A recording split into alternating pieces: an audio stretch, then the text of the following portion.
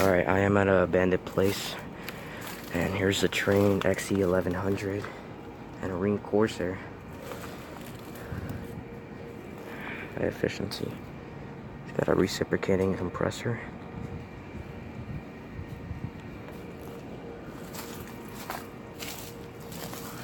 $1997 5-ton.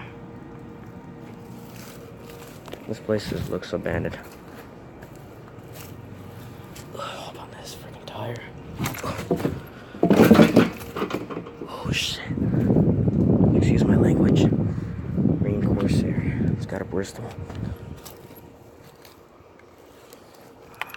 2006.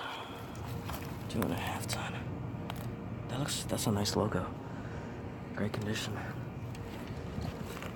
There's a Goodman right there.